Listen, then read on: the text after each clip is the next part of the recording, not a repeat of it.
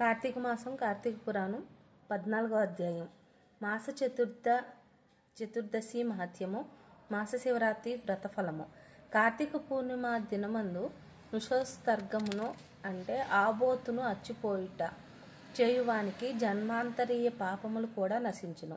కార్తీక వ్రతము మనుష్యలోకమందు దుర్లభము సులభముగా ముక్తినిచ్చున్నది. కార్తీక పూర్ణిమ నాడు పితృప్రీతిగా వృషోస్తర్గము చేయువానికి 1,000,000 మారులు గయాశ్రాద్ధమును చేసిన ఫలము కలుగును. రాజా, స్వర్గమందున్న పితరులు మన వంశమందెవ్వడైనా కార్తీక పూర్ణిమ నాడు నల్లని గిత్త దూడను లేక ఆంబోతును విడుచునా అట్లయినా మనము తృప్తి పొందుదుము అని కోర్చుందురు. ధనవంతుడు గాని దరిద్రుడు గాని కార్తీక పూర్ణిమ రోజున వృషోస్తర్గమును చేయని వాడు యమలోకమందు అదంత మిశ్రమను నరకమును పొందును.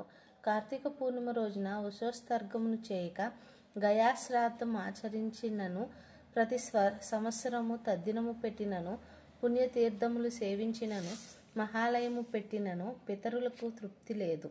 వాటన్నిటికంటే కోడెదూడలను అచ్చిపోయిట మిక్కిలి గొప్పది. గయాశ్రాద్ధము వృషోస్తర్గము సమానమని విద్వాంసులు వచించిరి. కాబట్టి కార్తీక పూర్ణిమ నాడు వృషోస్తర్గము సుఖమునిచ్చును.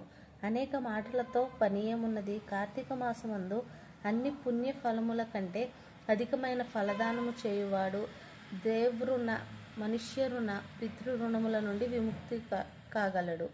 కార్తీక పూర్ణిమ నాడు దక్షిణతో కూడా దాత్రీ ఫలమును, ఉసిరిగ పండును దానమిచ్చువాడు సర్వభౌముడు అగును, అనగా భూమికి ప్రభువు అగును. కార్తీక పూర్ణిమ నాడు దీపదానం ఆచరించువాడు విగత పాపుడై పరమ పదము నొందును. కార్తీక మాసమందు దీపదానం ఆచరించువాని మనోవాకాయ కృత పాపములన్నీ నశించును. కార్తీక పూర్ణిమ నాడు ఈశ్వరలింగ దానం ఆచరించువాడు ఈ జన్మమునందు అనేక భోగములను అనుభవించి ఉత్తర జన్మమందు సార్వభౌముడు అగును. ఈశ్వరలింగ దానము వలన సమస్త పాపములు నశించును, పుణ్యము కలుగును. కార్తీక మాసమందు లింగదానము చేయక మిగిలిన ధర్మములు చేసినందున పాపములు ఎంత మాత్రమును కరిగిపోవు. ఈశ్వరలింగము బాణము.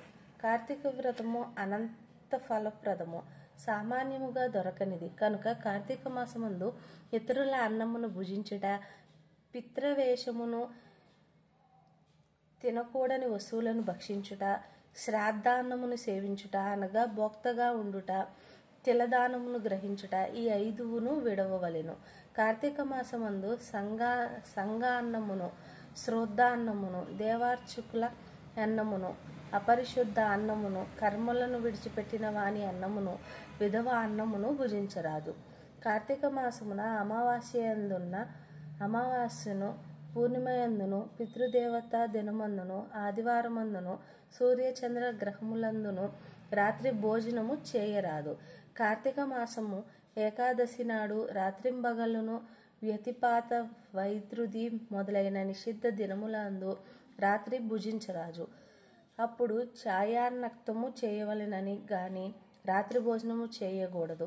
ఛాయాన్నక్తమే రాత్రి భోజన ఫలమునిచ్చును కనుక రాత్రి భోజనము కూడదని దినములందు కార్తీక వ్రతము చేయువాడు ఛాయాన్నక్తమే గ్రహించవలెను. ఛాయాన్నక్తము అనగా తన శరీరము కొలతలకు రెట్టింపు నీడ వచ్చినప్పుడు భుజించుట. ఇది నిషిద్ధ దినములందు గృహస్థునకు ఎల్లప్పుడూ యతివిధములకు ఛాయాన్నక్తము విహితము. సమస్త పుణ్యములను ఇచ్చు కార్తీక మాసమందు నిషిద్ధ దినములందు భుజించు వాని పాపములు అనంతములగును.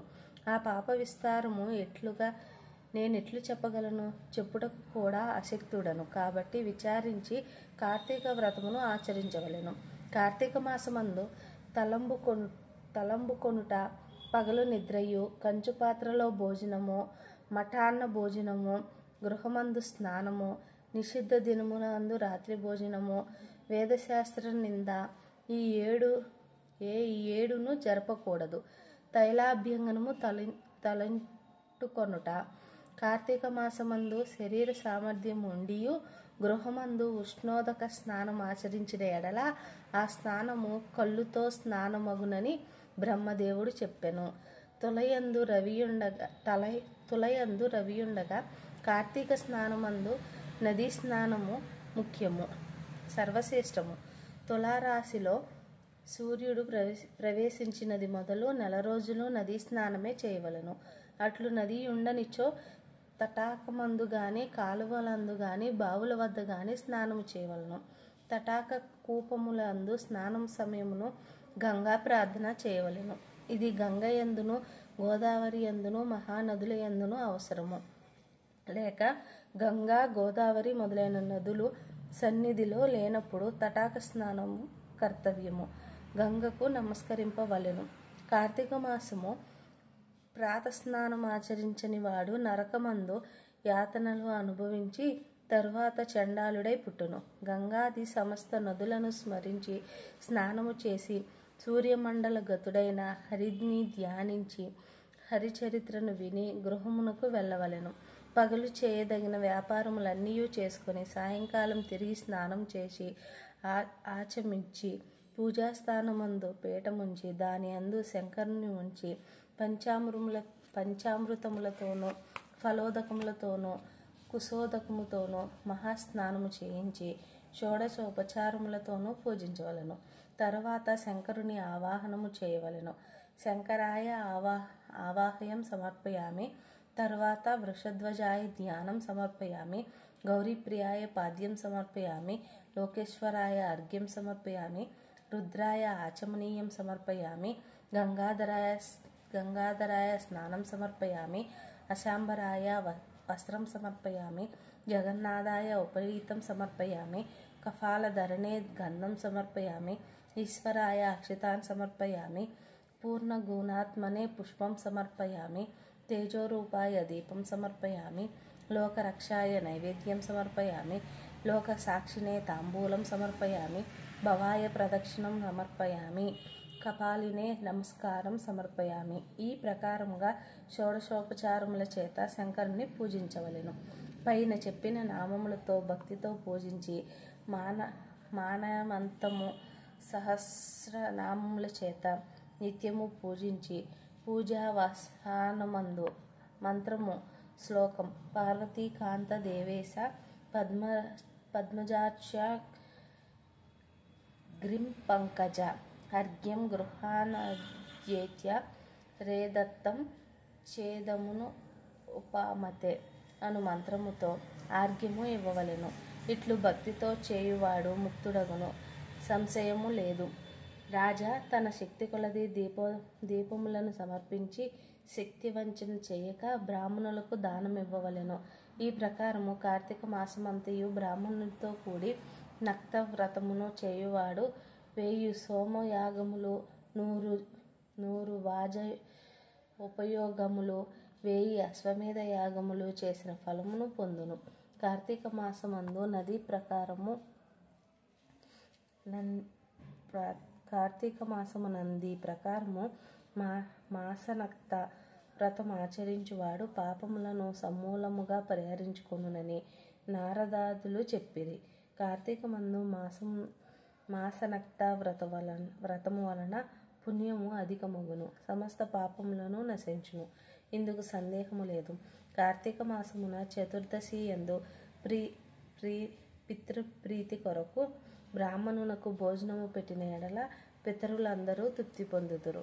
కార్తీక మాసమున శుక్ల చతుర్దశి యందు ఔరస పుత్రుడు తిల తర్పణ ఆచరించిన ఎడల పితృలోకస్తులైన పితరులు తృప్తి పొందుదురు.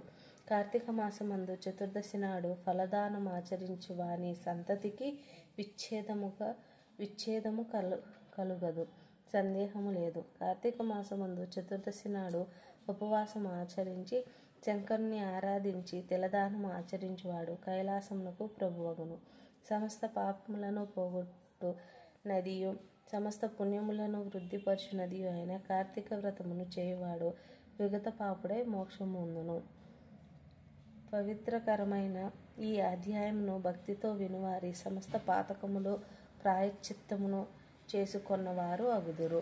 ఇంతటితో కార్తీక మాసంలో 14వ అధ్యాయం సంపూర్ణం.